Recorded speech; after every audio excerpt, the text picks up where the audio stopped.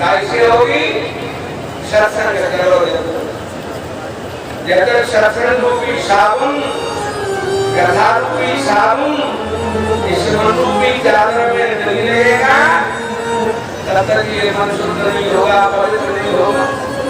हमने आपको पहले उदाहरण दिया, ये मेटी बिछी है जिस पर हमने आसन लगा लिया, आराम से बैठ गए, लेकिन ये नहीं बिछी होती और इस जगह में होती कीचड़। हरिनाम प्रधान जी, क्या वहाँ आपका बैठने का मन करता? क्या आप वहाँ पर आसन लगाते? नहीं लगाते ना, क्यों नहीं लगाते? क्योंकि कीचड़ है वहाँ।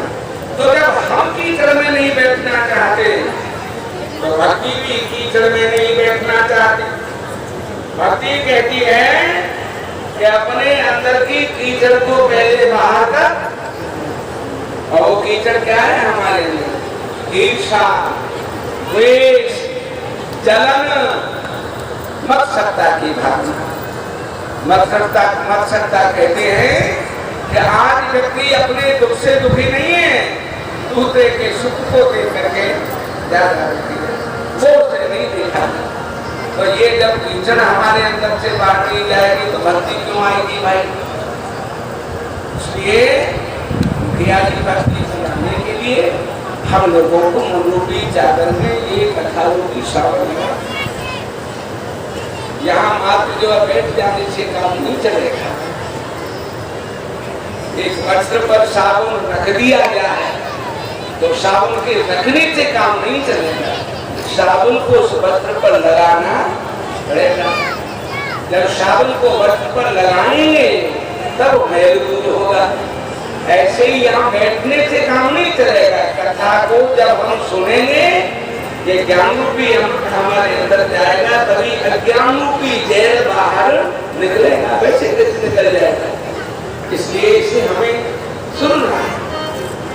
और हर जगह यही नहीं, अगर व्यक्ति अपना कल्याण चाहे तो हर जगह जहाँ वास्तव में भागवत हो रही हो, नौटंकी नहीं तो होगा, जहाँ वास्तव में भागवत हो रही हो वह हर जगह सुनने के लिए जाओ। ये नहीं कि वो तो बहुत सुन रही कथा, क्या करेंगे? वो तो सुनी तो इसलिए है कि एक बार के साबुन लगाने से जीवन भर के लिए वो वस्त्र साफ नहीं होता है। 4 दिन बाद फिर मैला होगा, फिर साबुन की जरूरत पड़ेगी, फिर 4 दिन बाद मैला होगा, फिर साबुन की जरूरत पड़ेगी। ऐसे ही मनरूपी चादर को स्वच्छ बनाए रखने के लिए बार बार कथा रूपी साबुन की जरूरत है। बार बार कथा रूपी साबुन लगता रहेगा तो मन स्वच्छ बना रहेगा, और मन जब स्वच्छ रहेगा, निर्मल रहेगा, तो निर्मल मन के लिए ही भगवान ने कहा है कि निर्मल मन जन सोई मोही आवा। जिसका मन निर्मल होता है वो मुझे प्राप्त करते हैं। तो भगवान की प्राप्ति के लिए मन को निर्मल बनाना हमारे लिए बहुत आवश्यक है। न किसी के ईर्षा, द्वेष, जलन क्या होता है? अपने अपने जो भाई कर्मों के प्रभाव से जो आनंद ले रहे हैं सब लोग, कोई जो भाई अरबपति है, कोई करोड़पति है, कोई अपना जो भाई हक बेचारे के पास कुछ नहीं है, उसका अपना कर्म है। कर्म के अनुसार व्यक्ति की व्यवस्था है। और इसलिए हमें क्या मतलब किसी से इच्छा करने के लिए? हम अपने कर्म का भोग भोग रहे हैं, वो अपने कर्म का भोग भोग रहे हैं, वो आनंद ले रहे हैं, अच्छी बात। हम भी उसी काम को करें, आपको भी आनंद मिलेगा उसी प्रकार का। वैसा इसलिए जो भी जितना भी परमात्मा ने दिया है बस उसमें संतोष करो, और संतोष करके भगवान के चरणारविंदों का ध्यान लो बस, और कुछ नहीं। और देखो बन, आपका शरीर किस तरह से स्वस्थ बना रह सकता है। वैसे ही बैठे बैठे जो घूमे बजाते हैं, क्या मतलब? व्यर्थ में जो आई ये आदि बात नहीं है, होता आया है शुरू से, होता आया है शुरू से, होता आया है शुरू से। और बातों की सही बात यही है, तीन लोग में तुमसे बड़ो और करता करे न कर सके गुरु करे। गुरु सत्य ये वो अंजना से कृष्ण से प्रकाश बंद कर ले पहले।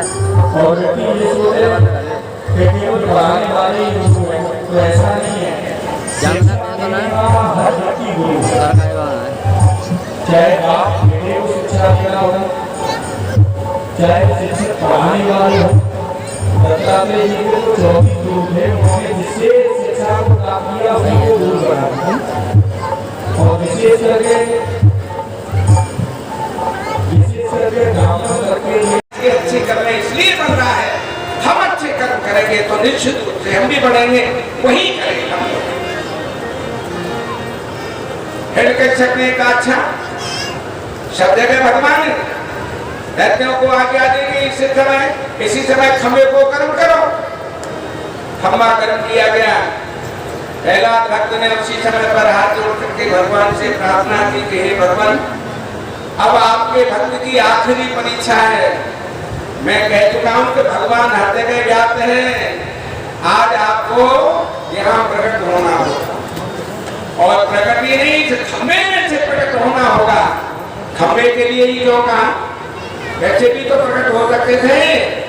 खंबे के लिए इसलिए कहा क्योंकि कुछ लोग ये कहते हैं कि पत्थर में भगवान नहीं होता। कुछ लोग इस बात को कहते हैं कि पत्थर में भगवान नहीं होता।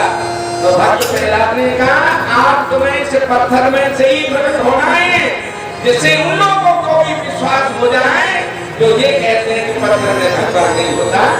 इसलिए आपको पत्थर में से ही प्रकट होना होता।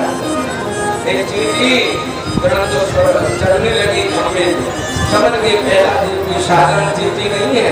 मेरे प्रभु आगे हाथ बढ़ा करके दौड़ करके प्रभु मुझे भी अपने साथ ले लो, ऐसा कहते हुए खंबे से लिपट गए। और पहला भक्त के स्पर्श करते ही वो खम्मा जन्नत की तरह से शीतल हो गया। खब लेकर के जो मारा है कश्यप ने, पहला में अंदर लग करके खम्बे में लगा, खम्मा बीच में से फटा। बोले नरसिंह भगवान की जय। ओंकार भरते हुए आगे बढ़ रहे, मन में विचार करने लगा ये हिरण्यकश्यप नाम रघो नाम नदो विचित्र, न तो ये मनुष्य और ये सिंह, ये मनुष्य और सिंह जैसे दुबारा मेरे सामने कौन। यहाँ मृग से हिरण से मत करना। इस श्लोक में जो आया है कि नाम रघो नाम नरो विचित्र, यह मृग से अर्थ हिरण से नहीं है, यहाँ मृग से अर्थ सिंह से है। मनुष्य सिंह जैसे दोबारा मेरे सामने कौन है। मन में विचार किया वही माया भी हो सकता। अरे जब वाला अवतार लेकर के मेरे भाई को मार सकता है तो मुझे मारने के लिए ये रूप क्यों नहीं बना सकता। तो गदा उठाई हाथ में, रे माया भी मैं तेरे छड़ने में नहीं आऊंगा। आज अपनी गदा से तुझे मार करके तेरे रक्त से मेरे भाई का तर्पण करूंगा। ऐसे कहा गया कोई प्रभाव नहीं भगवान के ऊपर होगा। बढ़ते जा रहे हैं ये भयभीत हुआ, पीछे हट रहा। दिल्ली के निकल जैसे ही पहुंचा, झपटा मार करके पकड़ लिया हिरण्यकश्यप को, दिल्ली के बीच में बैठ के जन्म पर लिटा दिया। नाखून खड़े हुए थे, मुझे उधर विदित करना शुरू। कबीर वाणी में कहा जो तूने बलदान मांगे थे वो पूरे हैं कि नहीं। हाँ का अपने मुंह से तूने ये कहा था कि ब्रह्मा जी की सृष्टि के रचे हुए किसी जीव मात्र और अपराध से मेरी बंधु नहीं हो। तो पहली बात मैं ब्रह्मा जी की सृष्टि में नहीं हूँ। दूसरे तूने ये भी कहा था न मनुष्य न मनुष्य न सिंह से न मनुष्य न सिंह में तब सिंह हूँ। तूने ये भी कहा था न किसी अर्थ से न सत्य से, मेरे पास कोई भी अर्थ सत्य नहीं है। तो तूने ये भी कहा था कि जहाँ न जीवित से न मृतक से, तो नाखून न जीवित होते हैं न मृतक होते हैं। तूने ये भी कहा था न बाहर न भीतर, तो दिल्ली के बीच में बैठे हुए न बाहर न भीतर। तूने ये भी कहा था न दिन में न रात में तो शाम का समय है। तूने ये भी कहा था कि जहाँ न पृथ्वी में न आकाश में, जन्मों को ऊपर रखा है। तूने ये भी कहा था 12 महीने में भी मेरी जो पूरी हो, तो तेरे लिए मैंने एक 13वां महीना बनाया है जिसका नाम है अधिक मास। इस अधिक मास में जो पीछे गया है अभी श्रावण का जो महीना निकला है कि अधिक मास का ही महीना था। तो यहाँ ये 13वां महीना तेरे लिए मैंने बनाया, सबकी हाँ कराई, अपने नाकों से उस नाखूनों से उधर फिर करने लगे। पहला अपने हाथ में करके कहा प्रभु मेरे सामने तेरे पिता की अच्छी गति ना हो, भगवान बोले तेरे पिता की गति तो अच्छी हो रही है, जन्म गति को हो जमी जन्म को नाश हो गई, इसमें तेरी मेरी गोद में मैं तो पेट फाड़ करके ये देख रहा हूँ, कहीं और भी तो ऐसे नहीं है जिनके लिए ये बार बार जन्म नहीं होता। इस तरह से पेट फाड़ करके हिरण्यकश्यप को मारा, एक ज्योति निकली उसके मुंह में से जाकर के भगवान के मुख में समा गई, लेकिन क्रोध शांत नहीं, इतना क्रोध बढ़ा हुआ था नरसिंह भगवान का कि हिरण्यकश्यप के मारने के बाद उसकी अंतड़ियों को आंखों को अंदर से खींच करके बाहर निकाल लिया, और जैसे कोई यज्ञोपवीत पहनता है ना, इस तरह से अपने गले में नरसिंह भगवान का देवता घबरा गए। देवता ने उस समय लक्ष्मी से कहा शांत करो अब जहाँ प्रभु को। लक्ष्मी ने कहा मेरे बस की बात नहीं है, इनके जो क्रोध को इनका पति शांत कर सकता है। पहला चढ़ावे गिर गए, कहते हुए हिरण्यकश्यप को हटा करके पहला को गोद में लिया, पुत्र तूने मेरे लिए बहुत कुछ किया, मान तेरी जो इच्छा हो। पहला भक्त ने आंखों में हाथ जोड़ करके कहा प्रभु पहले तो आप हमें ये बताओ कि आपकी गोद में कभी ब्रह्मा बैठ पाए नहीं, आपकी गोद में कभी शंकर भगवान बैठ पाए नहीं बैठे। आंखों में आंसू लेकर के पहला देखा भगवान जिस गोद में ब्रह्मा शंकर नहीं बैठ पाए उस गोद में मैं बैठा हुआ हूँ, इससे बढ़कर के तो मुझे क्या चाहिए। नरसिंह भगवान ने कहा नहीं ऐसे काम चलेगा नहीं, मांगना तो तुमको पड़ेगा। प्रहलाद ने कहा तो प्रभु मांग लो, प्रहलाद ने आंखों में आंसू लेके कहा भगवान अगर आप मुझे कुछ देना ही चाहते हो और मैं ये मांगता हूँ कि मेरे मन में कभी मांगने की इच्छा पैदा नहीं हो और मुझे कुछ नहीं। इतना सुनते ही भगवान ने अपनी छाती से लगाया कि ये मांग करके तो तूने मुझे बांध लिया, अब तो हसन मुझे तेरे साथ रहना पड़ेगा। हाथ जोड़ करके पहला देखा प्रभु एक वचन आप जरूर दें, मैंने अपने सामने अपने पिता की गति देखी, बस इतना चाहूंगा कि आगे आने वाली मेरे आगे आने वाली जो संतान है उसे आप अपने हाथ से नहीं मारेंगे और वो ऐसा कोई भी काम नहीं करे जिससे मुझे कलंक लग जाए कि भक्त प्रहलाद ऐसा हुआ संतान ऐसी पैदा हो गई। इसीलिए प्रहलाद के वंश में जहाँ पर बलि बाणासुर और भैरवचंद राजा बलि बाणासुर ऐसे भगवान के भक्त थे जिनका भागवत में आगे बढ़ गए। बलि जैसा राजा गुरु शुक्राचार्य से भी ये कह दिया कि मैं क्षत्रिय राजा हूँ, एक बार मुझसे ये निकल गया कि दूंगा वैष्णु से ये नहीं कह सकता कि नहीं दूंगा।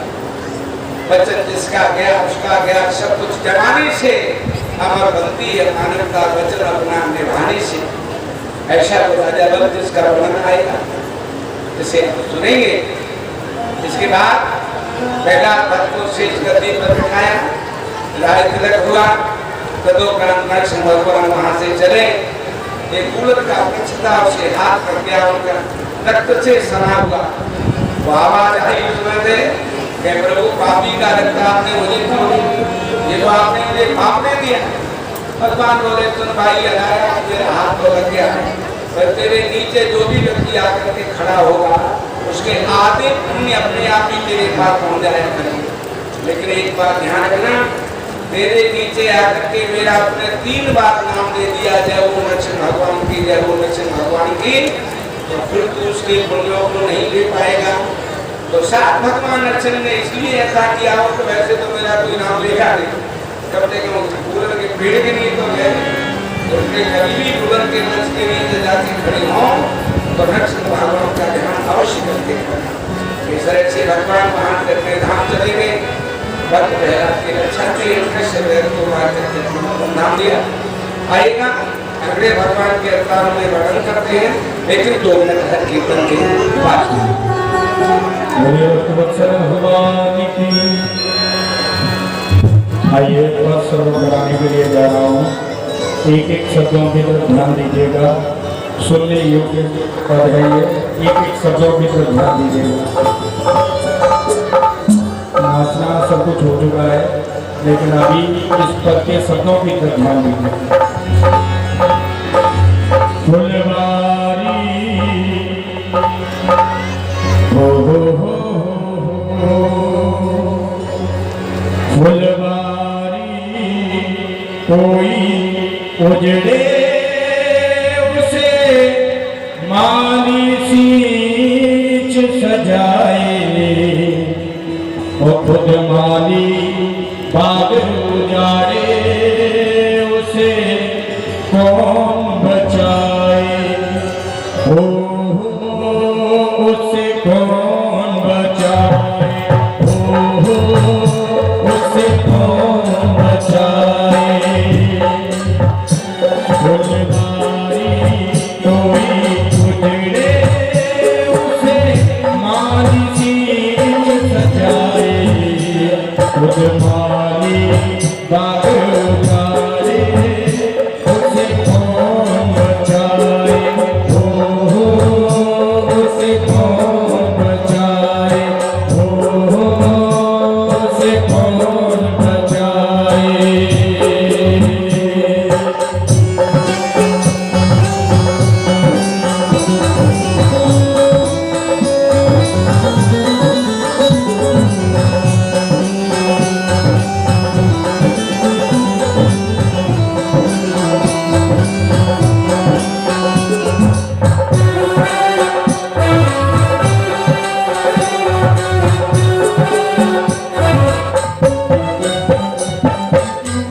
पहली बड़ी ध्यान देंगे शब्दों की ओर। कितना पावन और निर्मल है माँ बेटे का नाता, कितना पावन और निर्मल है माँ बेटे का नाता। 9 मास गर्भ में रखती उस माँ को मैं शीश झुकाता, उस माँ को मैं शीश झुकाता, उस माँ को मैं शीश झुकाता। लाइन की ओर। बेटा कोई बेटा कोई माँ से रूठे तो माही उसे मनाए। बेटा कोई माँ से रूठे तो माही उसे मनाए। घर माँ बेटे से रूठे उसे कौन मनाए। ओ उसे कौन मनाए, ओ उसे कौन मनाए।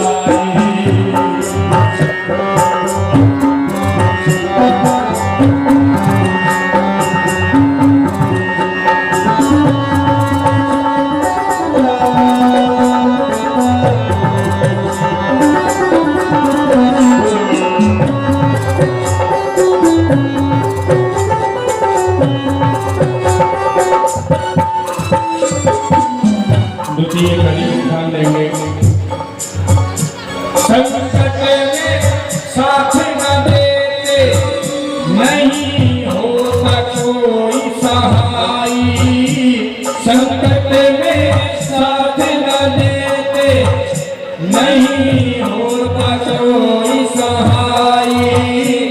हर चीज को मिले दोबारा नहीं मिले सहोदर भाई, नहीं मिले सहोदर भाई, नहीं मिले सहोदर भाई। ध्यान देना की ओर। भाई पर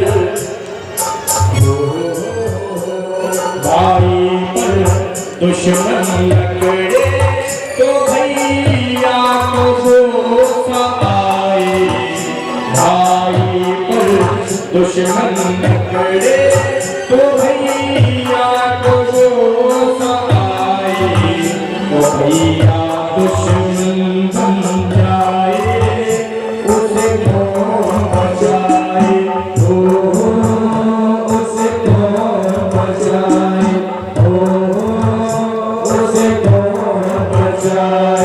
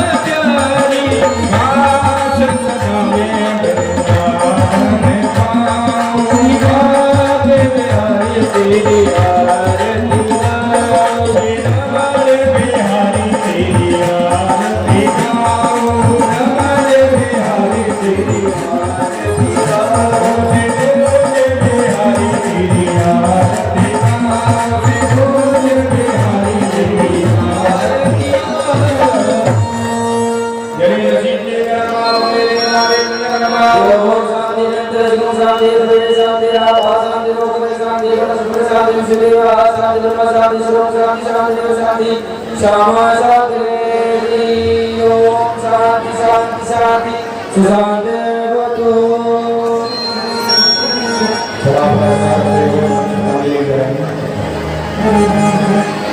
हरि ओम जय जय देवा स्थाविरमान्य ब्रह्मान्य संग्रहम् धीरागो महिमा स्वजन्द्र पूर्वे शाम्याः संदेवा।